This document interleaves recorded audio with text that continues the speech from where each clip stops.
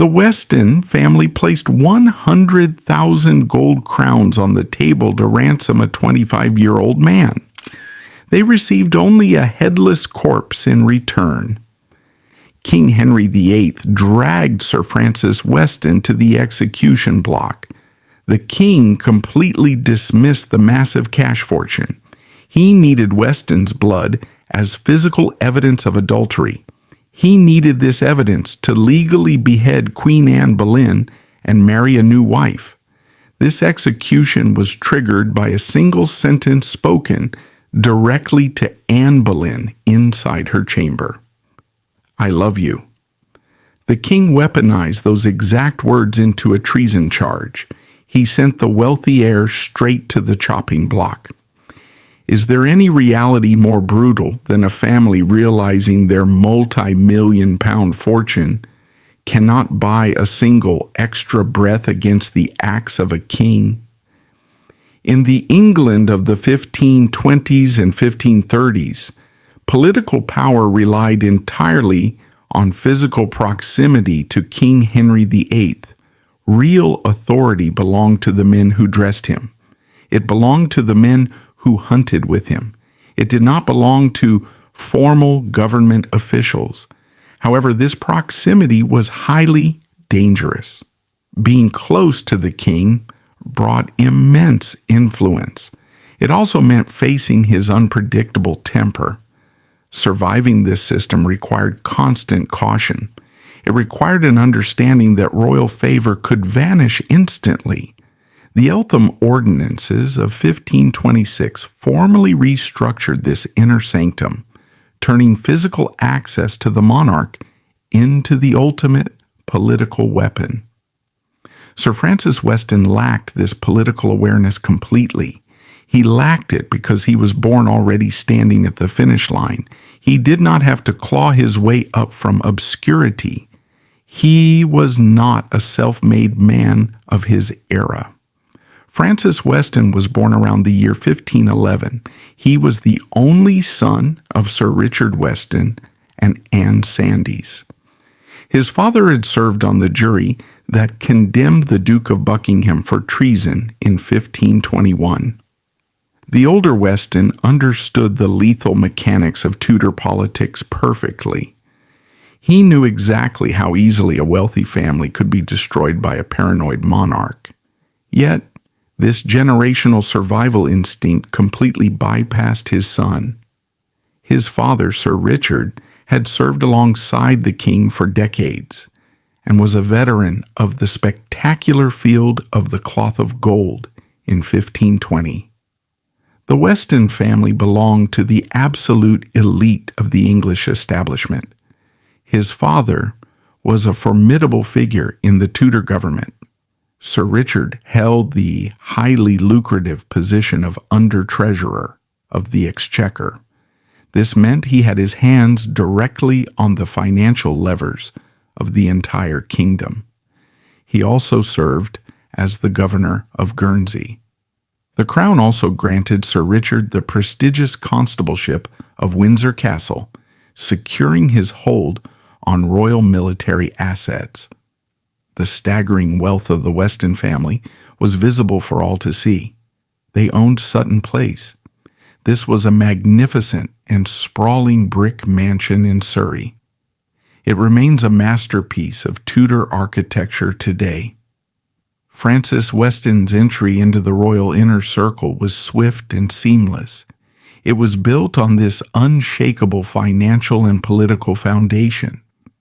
He was brought to court to serve as a royal page in 1526. He was only 15 years old. He was exceptionally handsome. He was highly athletic. He possessed a natural talent for the lute and dancing, skills highly prized by a monarch obsessed with European courtly culture. He possessed the effortless and arrogant charm of a young man who had never experienced a closed door. He quickly caught the attention of King Henry VIII.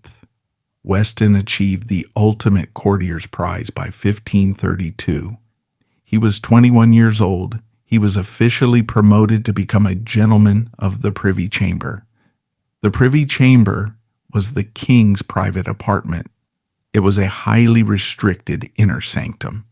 Weston became one of a highly exclusive fraternity of men. They lived alongside the king 24 hours a day. He traveled with King Henry VIII and Anne Boleyn to the massive diplomatic summit at Calais later that same year.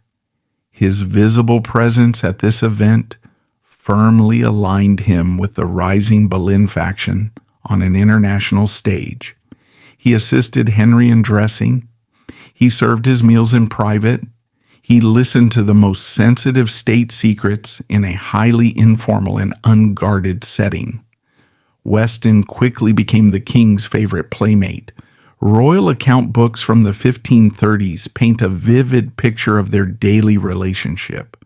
Privy purse expenses detail exact payments made directly to Weston for running royal errands and managing the king's personal wagers.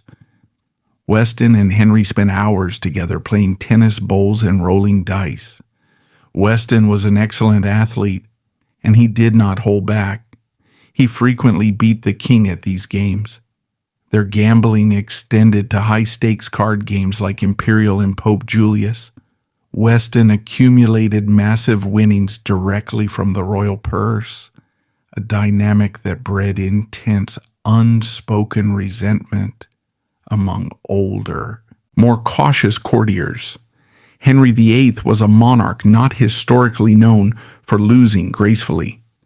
Yet he was inexplicably fond of the young man despite these losses. Henry routinely reached into the royal treasury to pay off Weston's massive and mounting gambling debts. In one specific instance, records show the king paying £46, a staggering sum for a common worker, to cover a single bowling bet Weston lost. Weston's life was a continuous and unbroken upward trajectory. He married Anne Pickering in May 1530. She was a wealthy heiress. She was also the wealthy ward of his own father, making the union a highly calculated consolidation of vast estates and capital. This marriage expanded his personal fortune even further. Henry VIII personally dubbed Weston a Knight of the Bath in 1533. This occurred during the spectacular coronation celebrations for Queen Anne Boleyn. During this ceremony, Weston was literally bathed and dressed by the king's men as part of the archaic ritual. The king also granted Weston the lifekeepership of the royal manor at Hanworth that same year. This placed prime crown real estate directly under Weston's personal control. His young wife gave birth to a son named Henry in 1535. Sir Francis Weston possessed immense wealth. He possessed a growing family. He held the undivided attention of the king. He lived a life of supreme arrogance. His father, Sir Richard Weston, watched this political disaster unfold in 1536. Sir Richard made a chillingly pragmatic choice. He did not publicly defend his son during the purge. He chose political survival over his own blood. Sir Richard retained his lucrative state offices. He continued to serve King Henry VIII until his natural death in 1541. This calculated silence illustrates the absolute terror the king instilled in his subjects. Weston fundamentally believed his position was permanent. He remained entirely insulated from the political fear driving other courtiers. But the atmosphere of the Tudor court shifted violently in the early months of 1536. Following the Queen's devastating miscarriage in January, King Henry VIII became convinced his marriage was cursed. The king's eye rapidly moved to Jane Seymour. He instructed Thomas Cromwell to clear the path for a new marriage. Cromwell utilized the newly expanded Treason Act of 1534 to orchestrate a wide-ranging conspiracy. He needed scapegoats from the king's inner circle. This political shift placed arrogant men like Weston directly in the line of fire. It was within this paranoid environment that an increasingly isolated Anne Boleyn pulled Weston aside in her private chambers. This fatal confrontation occurred on April 23rd or 24th, precisely as Cromwell was actively gathering intelligence to spring his trap. She reprimanded him for severely neglecting his young wife. She accused him of spending too much time flirting with Margaret Shelton. Margaret was known as Madge and was the Queen's own cousin. Weston should have shown the required humility. He should have apologized to the Queen. His inherent arrogance took over instead. He replied sharply regarding Henry Norris. Norris was another highly favored gentleman of the Privy Chamber. Weston stated Norris was visiting the Queen's apartments not to see Madge Shelton. He insinuated Norris was there, strictly to see the Queen herself. Anne Boleyn pushed back heavily against this dangerous insinuation. She asked Weston who he was truly there to see. Weston looked directly at the Queen of England. He crossed a fatal and irreversible line. He stated he loved someone in her household more than his own wife. He claimed he loved this person more than Madge Shelton. Anne Boleyn demanded to know who this person was. Weston replied that it was the Queen herself. This was a profound breach of courtly etiquette. The tradition of courtly love allowed knights to express chaste, theoretical devotion to a queen. Weston stripped away the protective distance. He made the declaration intensely personal and dangerously direct. Anne Boleyn immediately recognized the profound danger of this comment. She firmly rebuked him. She declared she defied his love. She ordered him to leave her presence immediately. The political damage was permanently done. The Tudor court was a paranoid and claustrophobic environment. The walls literally had ears. Spies loyal to Thomas Cromwell monitored the Queen's daily conversations. A gentlewoman named Mrs. Coffin overheard this specific exchange. She immediately informed Cromwell about the conversation. Cromwell seized upon this intelligence with ruthless efficiency. He took the careless words of an arrogant young courtier playing a social game.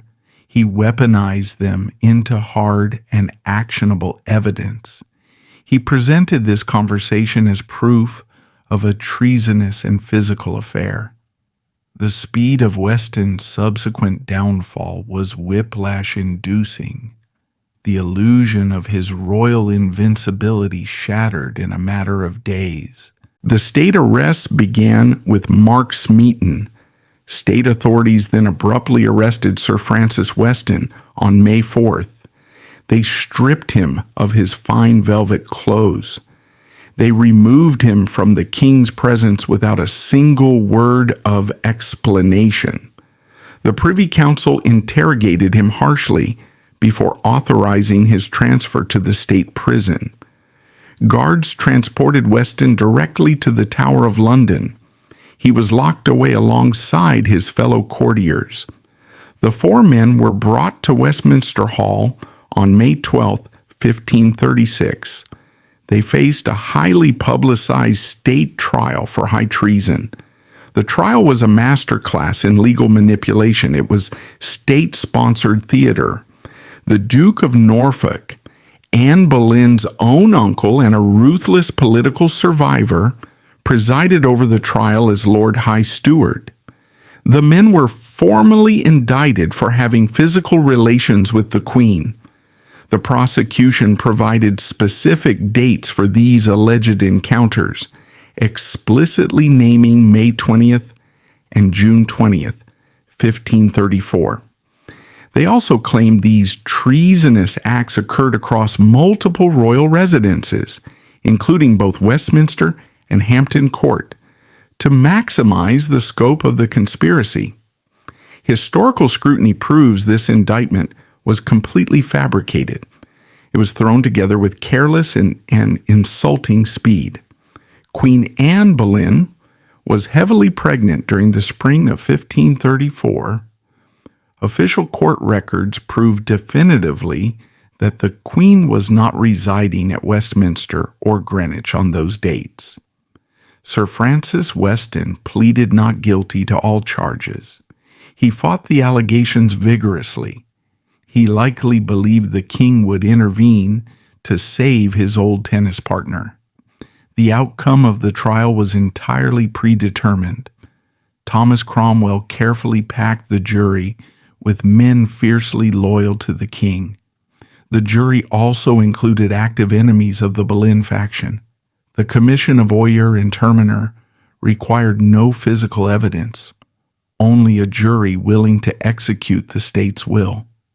They ignored the glaring geographical impossibilities. The jury returned a rapid and unanimous verdict of guilty. Judge Thomas Audley handed down the mandatory sentence for high treason. The 4 men were sentenced to be hanged, drawn, and quartered. King Henry VIII later commuted the gruesome sentence to a simple beheading by the axe. The most tragic aspect of Weston's final days was the profound contrast between his doom and his family's wealth. Mark Smeaton had no powerful family to advocate for his life. Weston was the sole heir to a massive aristocratic fortune. His mother, Lady Anne, and his young wife, Anne Pickering, were absolutely devastated. They mobilized their vast resources to save him. They did not simply beg King Henry VIII for mercy. They brought in heavy international diplomatic pressure. They successfully convinced the French ambassadors in London to intervene.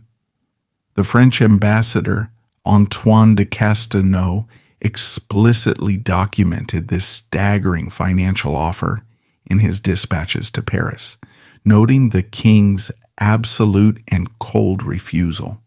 The Weston family then made a staggering financial offer to the English crown. They offered to surrender all of their massive land holdings. They offered to pay a pure cash ransom of 100,000 crowns. This specific amount equates to tens of millions of pounds in modern currency. It could have funded the king's entire military for a year. It was a literal mountain of gold. King Henry VIII looked at this immense fortune. He coldly turned the offer down. King Henry VIII required a political narrative rather than a financial ransom.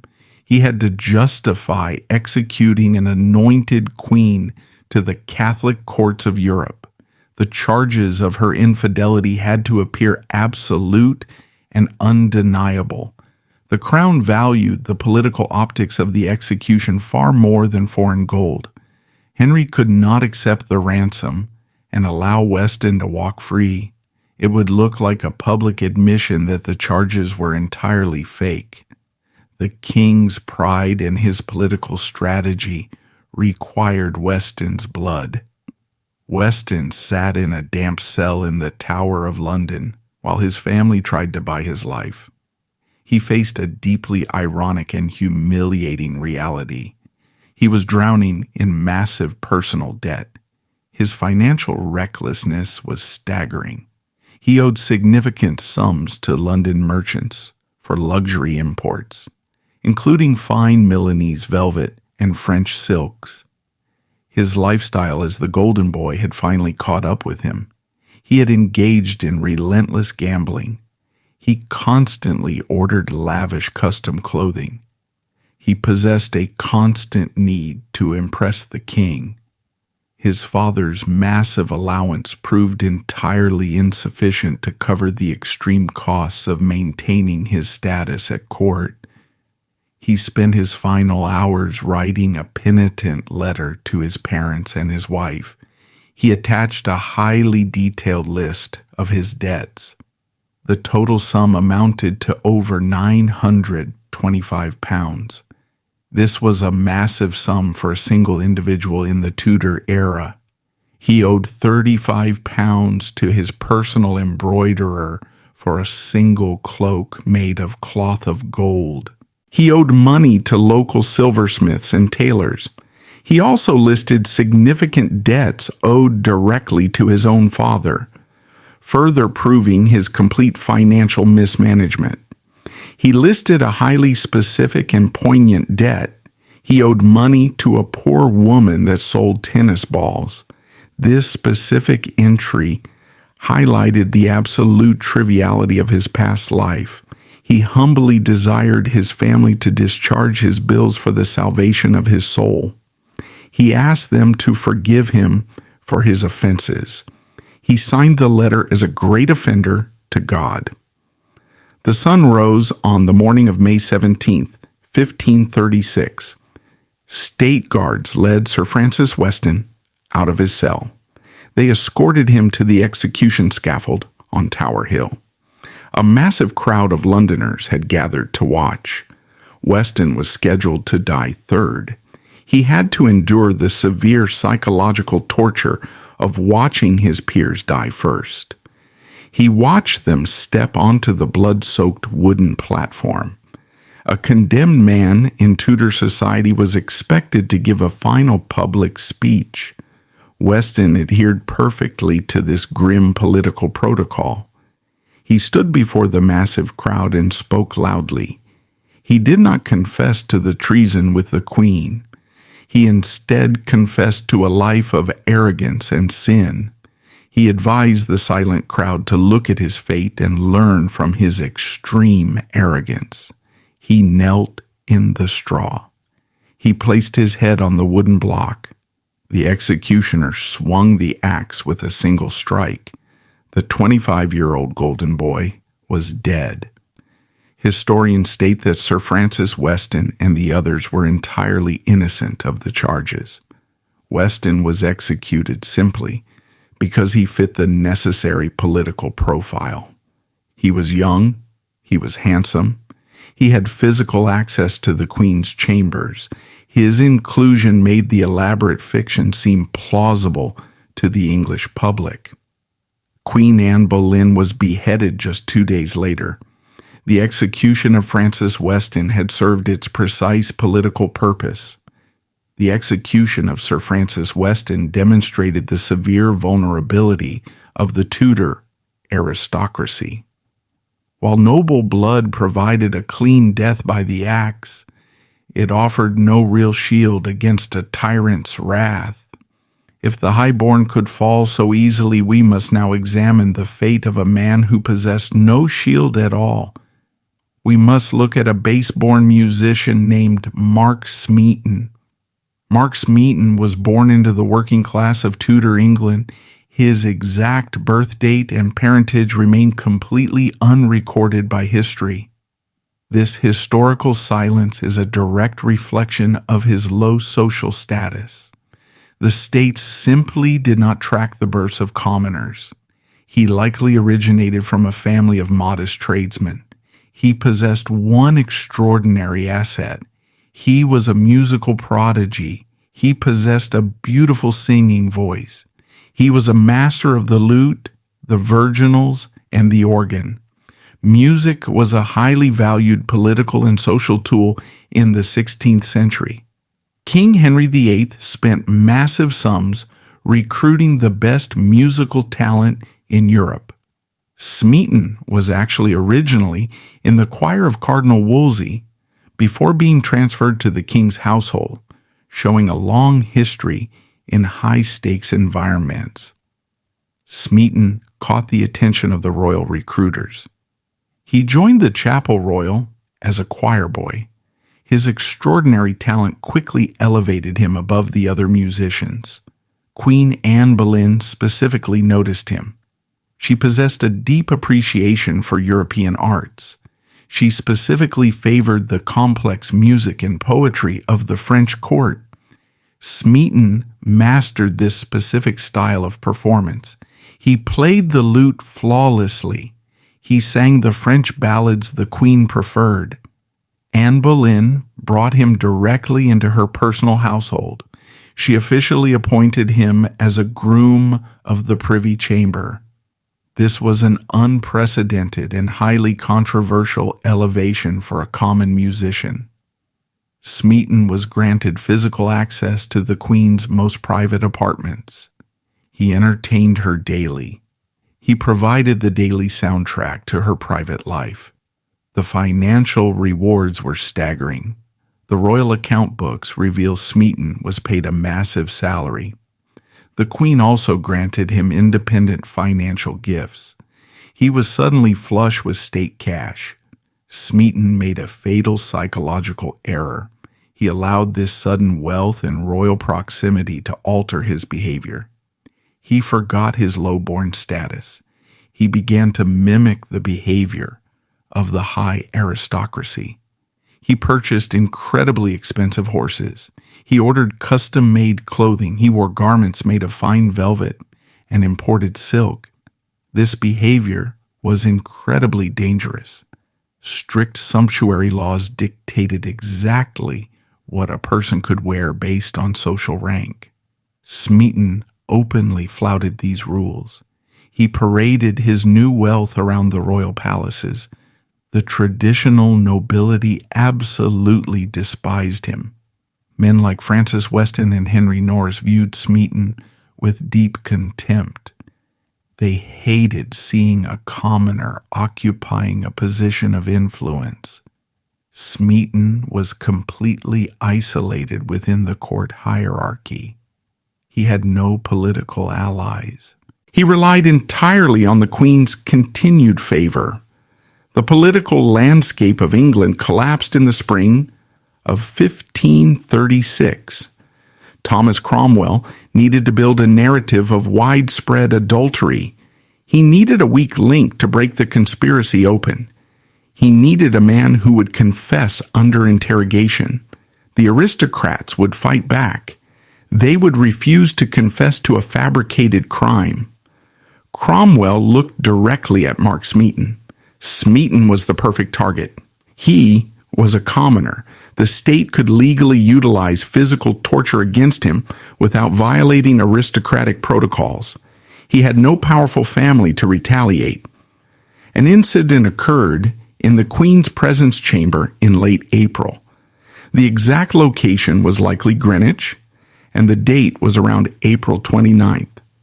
Smeaton was standing in a corner. He looked visibly depressed.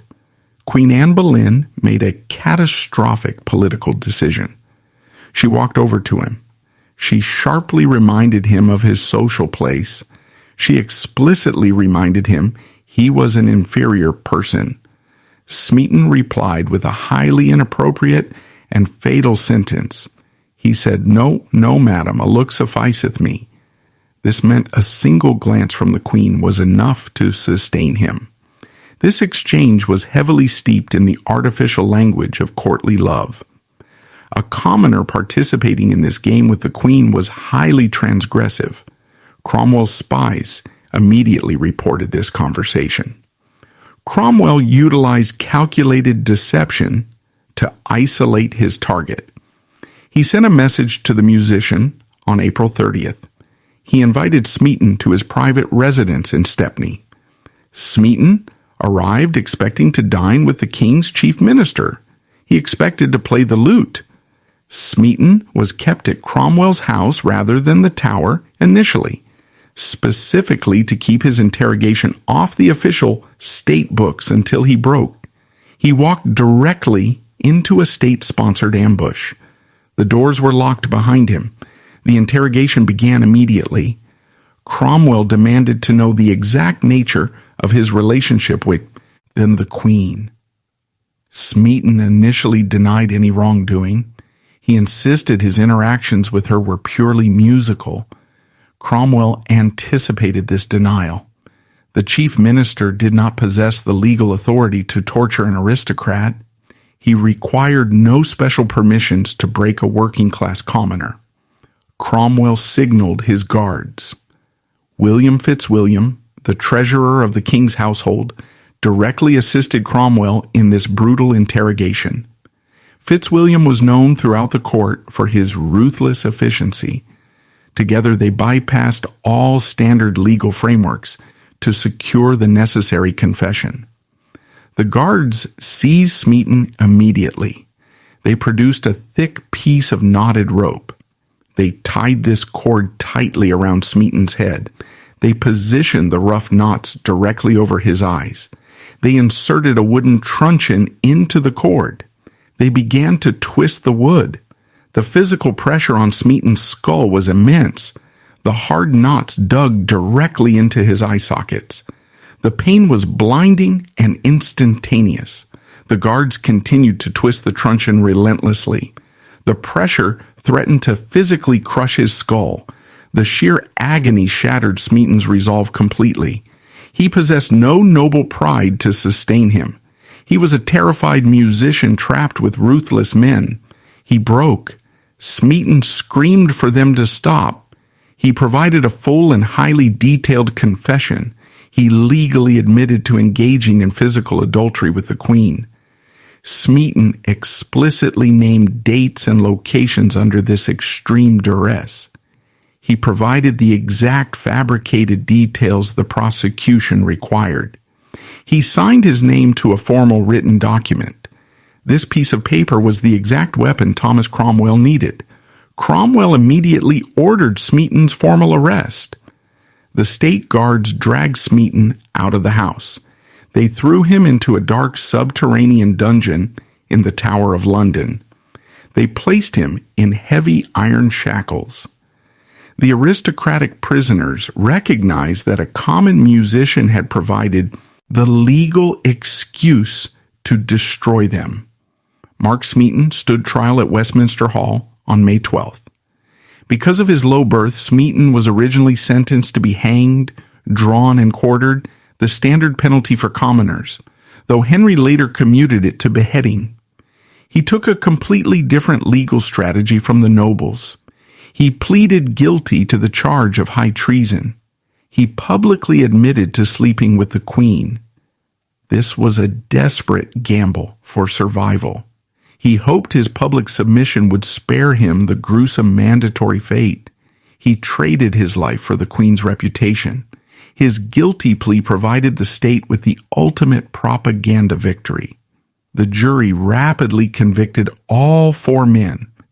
King Henry VIII commuted the sentences to a simple beheading. The execution took place on Tower Hill on May 17th.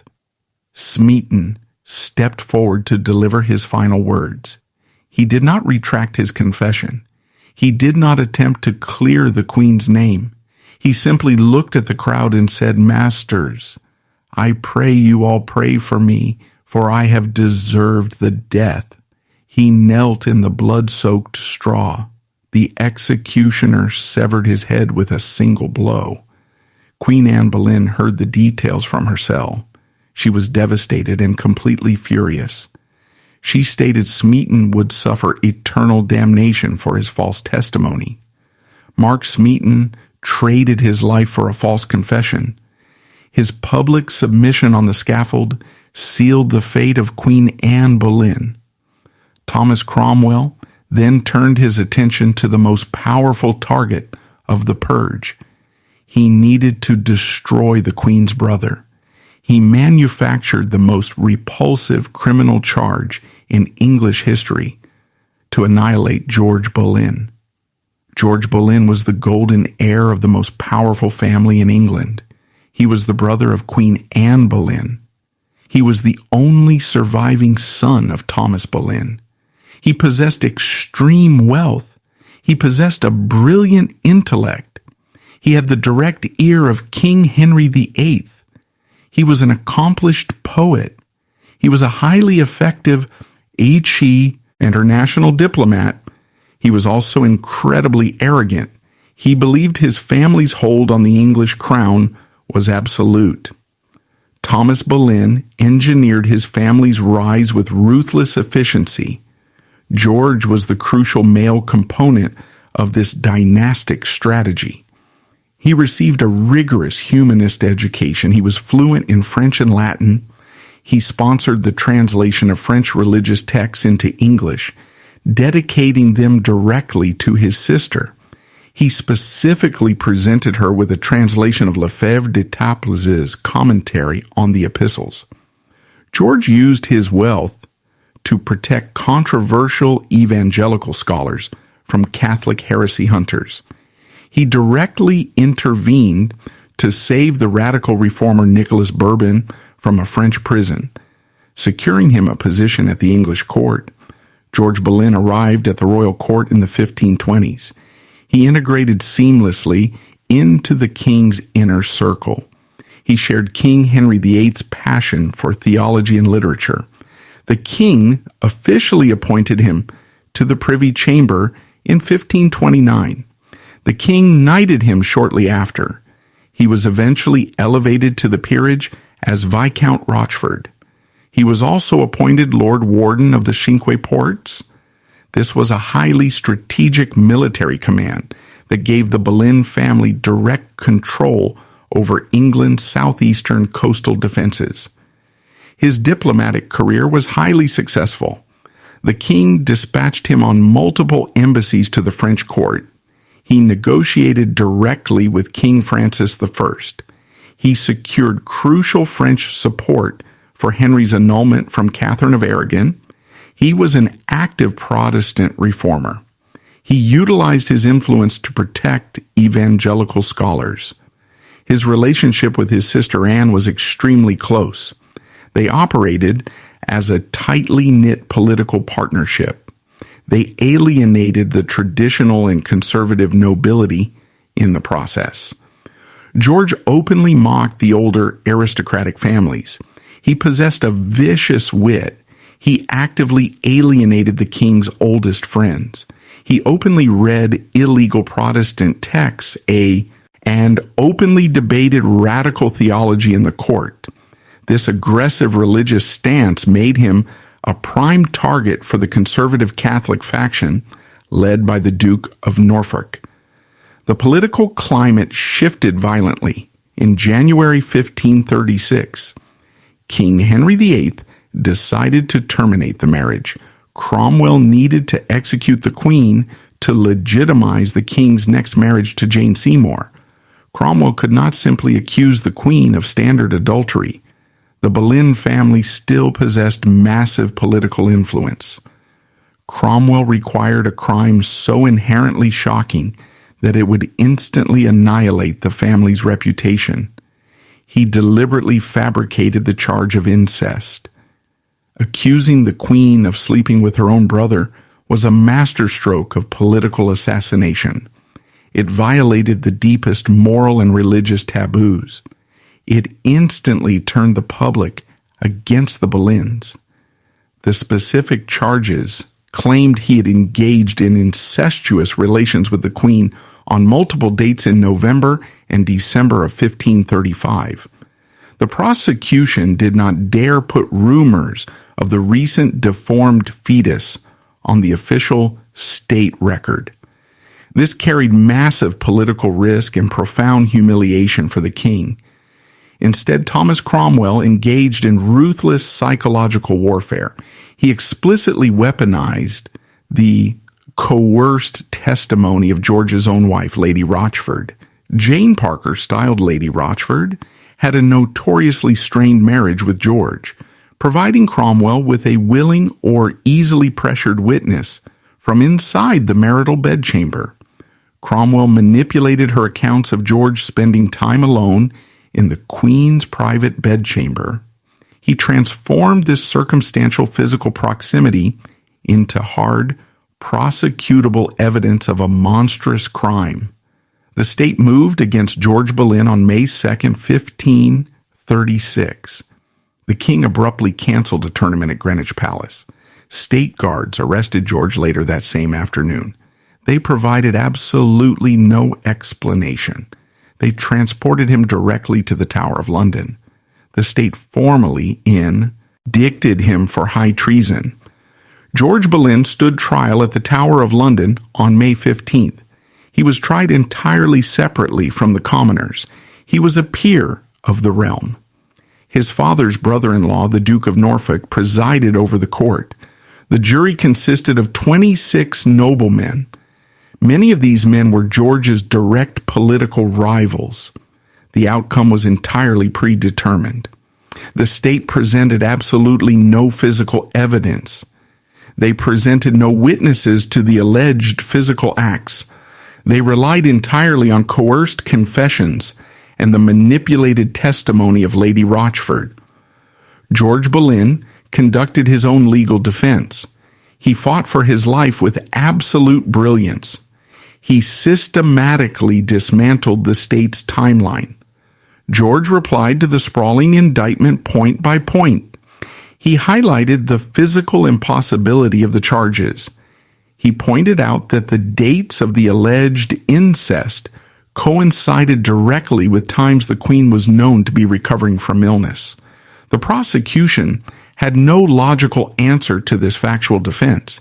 He humiliated the state prosecutors in the open courtroom. Eustace Chapuis, the imperial ambassador, reported that George defended himself so eloquently that the betting crowd in the hall heavily favored his acquittal before the verdict was delivered. He was handed a piece of paper during the trial. The paper contained a highly sensitive state secret. It detailed the specific rumor that King Henry VIII was sexually impotent. The state prosecutors ordered George to read the paper silently. They explicitly forbade him from reading the words out loud. George Boleyn defied the court. He recognized he was already a dead man. He chose to inflict maximum political damage on his way down. He read the treasonous words out loud in the packed courtroom. He publicly broadcasted the king's impotence to the entire English aristocracy. This act of defiance sealed his fate completely. The jury ignored his brilliant defense. They returned a unanimous verdict, ICT, of guilty. George Boleyn was sentenced to beheading by the axe. The execution took place on Tower Hill on May 17th. He delivered a masterful and highly controlled final speech. He maintained his absolute innocence regarding the state charges. He specifically warned those who trusted in the vanity of the court, a common trope, but one that carried intense weight coming from the Queen's brother. He confessed only to being a religious sinner. He knelt before the block. The executioner severed his head with a single strike. The Tudor state demonstrated it would break every moral boundary to execute the king's will, effectively destroying the Boleyn political machine. But the political purge did not stop with the Queen's family. It immediately extended to Henry's oldest and most trusted friend, Sir Henry Norris. King Henry VIII demanded absolute physical intimacy from his closest servants. The Tudor court did not possess modern concepts of privacy. The most powerful position in the entire kingdom was the groom of the stool. This man was legally required to attend to the king while the monarch used the close stool. This level of physical access translated directly into supreme political power. The man who held this position in the 1530s was Sir Henry Norris. He was the king's oldest and most trusted friend. He controlled the physical doors to the king's private apartments. He managed the king's privy purse. He dictated who was allowed to speak to the monarch. Henry Norris belonged to a respected gentry family from Berkshire. He entered the royal household during his teenage years. He grew up alongside King Henry VIII. He participated in every major event of the king's adult life. He rode with the king to the Field of the Cloth of Gold in 1520. Norris was so close to Henry that he was the man who delivered the king's secret messages to Cardinal Wolsey during the Chancellor's dramatic fall from power. He actively supported the king's divorce from Catherine of Aragon. Norris utilized his immense influence to support the Boleyn family. He shared Queen Anne Boleyn's interest in moderate Protestant reform. He utilized his control of the king's private rooms to shield the Boleyn faction. Norris held the incredibly sensitive position of keeper of the privy purse alongside his other duties.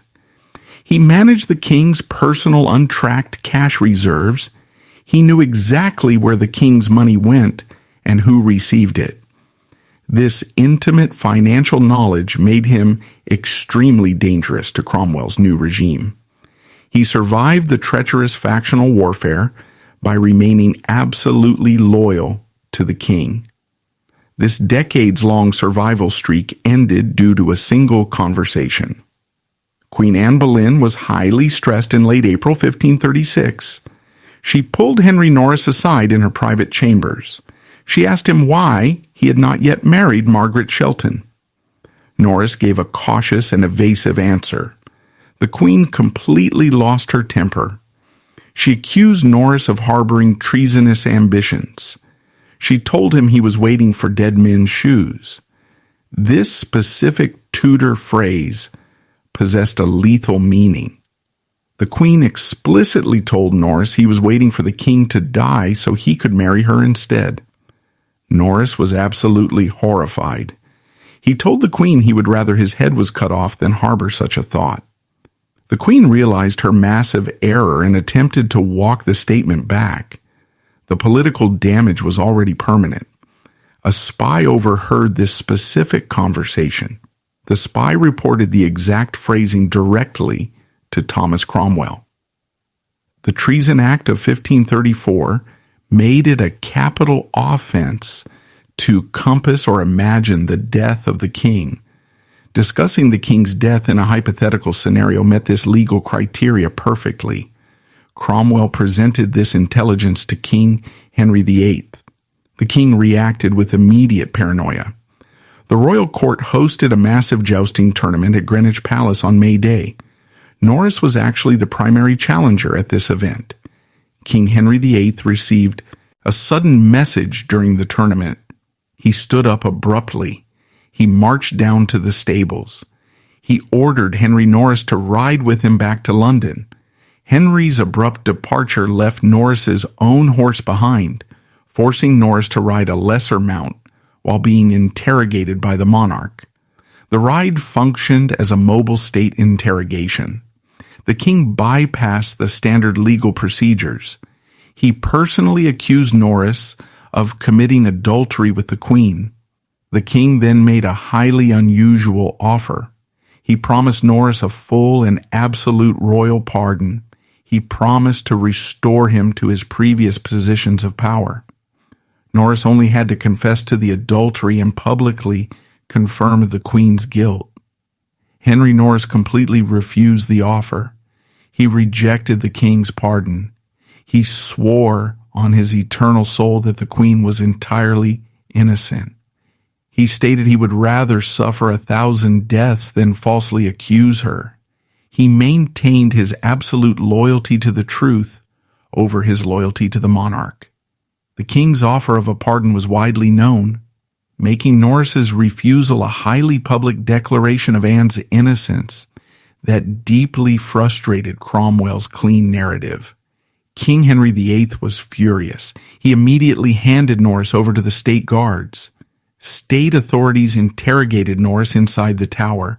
Norris refused every offer and maintained his innocence. Sir Henry Norris stood trial at Westminster Hall on May 12th. He utilized his extensive knowledge of Tudor law to dismantle the prosecution's arguments. His legal defense was entirely useless against a packed jury. The jury returned a unanimous verdict of guilty. The execution took place on Tower Hill on May 17th. Norris delivered his final speech to the public. He completely refused to confess to the specific charges of treason and adultery. He died, maintaining his innocence. The executioner severed his head with a single strike. Sir Henry Norris sacrificed his life because he refused to provide a tyrant with a fabricated confessio. And, however, the Norris bloodline survived the Tudor purge. His young son, also named Henry Norris, was quietly protected by political allies. This son eventually rose to immense prominence decades later. Queen Elizabeth I, Anne Boleyn's own daughter, formally restored the Norris family titles and lands. She specifically rewarded the ultimate loyalty paid by his father. The final victim of the purge, however, faced a completely different reality. He was rooted not in romantic court intrigue, but in pure, ruthless regional power. William Brereton did not fit the standard profile of a royal lover. He was not a charismatic diplomat or a handsome young poet. He was the king's primary regional enforcer. He operated a ruthless and highly corrupt political syndicate in the north of England. The king's authority was incredibly weak in the distant border regions. Cheshire and the Welsh Marches were notoriously violent and largely lawless. The crown desperately needed a ruthless operative to maintain basic order and collect taxes. Brereton became that exact operative. He was born around the year 1487. He was the seventh son of a minor landowner in Cheshire. He secured a position as a groom of the Privy Chamber in 1524. He utilized this proximity to the monarch to extract massive regional authority for himself. He eventually became the Chamberlain of Chester. Brereton operated essentially as an independent regional warlord. He solidified his regional dominance in 1529 by marrying Eleanor Savage. She was the wealthy widow of a prominent local knight. This marriage handed Brereton immediate control over extensive local estates and a ready-made network of armed retainers. He held the incredibly lucrative stewardship of Holt Castle. He utilized systemic extortion, bribery, and direct physical violence to crush his local rivals. He amassed an enormous personal fortune. He directly collected the revenues of entire towns and abbeys. His aggressive land grabs alienated major regional nobles, leaving him completely without aristocratic defenders in London. He crossed a massive legal line in 1535. He clashed politically with a local official named John Appy Griffith. Brereton entirely framed Griffith for a local murder. He orchestrated the execution of an innocent man simply to eliminate a political rival. He utilized his state power to confiscate Griffith's lands for his own financial profit. He commanded a personal army of retainers who enforced his will across the Welsh Marches. His men routinely intimidated local juries and violently assaulted anyone who challenged his authority. King Henry VIII completely ignored this gross abuse of state power. The king valued Brereton's harsh control over the rebellious border region. The political dynamic in London shifted entirely in the spring of 1536. Thomas Cromwell was actively centralizing the authority of the Tudor state. Brereton's massive syndicate in Cheshire was a direct obstacle to Cromwell's political agenda. Modern historians suspect Brereton was targeted specifically because Cromwell wanted to reorganize the Palatinate of Chester, and Brereton's immense local monopoly was the only thing standing in the way of state centralization. Cromwell deliberately inserted William Brereton into the fabricated conspiracy against the Queen. There was absolutely no logical reason for this inclusion. Brereton was nearly 50 years old. He was rarely physically present at the royal court in London. State authorities arrested Brereton on May 4th. The state formally indicted him for high treason. The specific charges claimed he had engaged in a physical affair with the Queen in November 1533. This specific accusation was a complete geographical and logistical impossibility. Princess Elizabeth had been born in September.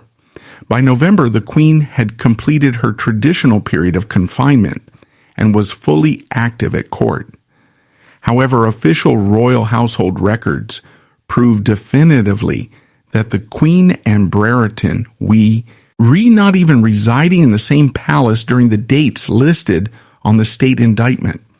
While the court was established at one location, the prosecution fabricated encounters at another. The Tudor state completely ignored physical reality and documented geography to secure the fatal charge. Brereton stood trial at Westminster Hall on May 12th. He aggressively pleaded not guilty. The trial was a highly orchestrated piece of political theater. The state presented absolutely no physical evidence connecting Brereton to the Queen. The jury returned a rapid and unanimous verdict of guilty. The execution occurred on Tower Hill on May 17th. Brereton walked out to the wooden scaffold. He delivered a highly ambiguous final speech. He stated publicly that he had deserved to die 1,000 deaths. He was almost certainly referencing his brutal extortion and the judicial murder of John Ap Griffith in Cheshire. He entirely refused to confess to the affair with the Queen. He knelt in the straw. The executioner severed his head with the axe. Thomas Cromwell immediately moved to centralize the state's power in Cheshire. The government completely confiscated all of Brereton's massive land holdings. William Brereton was completely innocent of the specific crime he was executed for. He was ultimately destroyed because the Tudor state no longer required his brutal services. His death finalized Thomas Cromwell's absolute control over the English government. The Purge of 1536 was officially complete.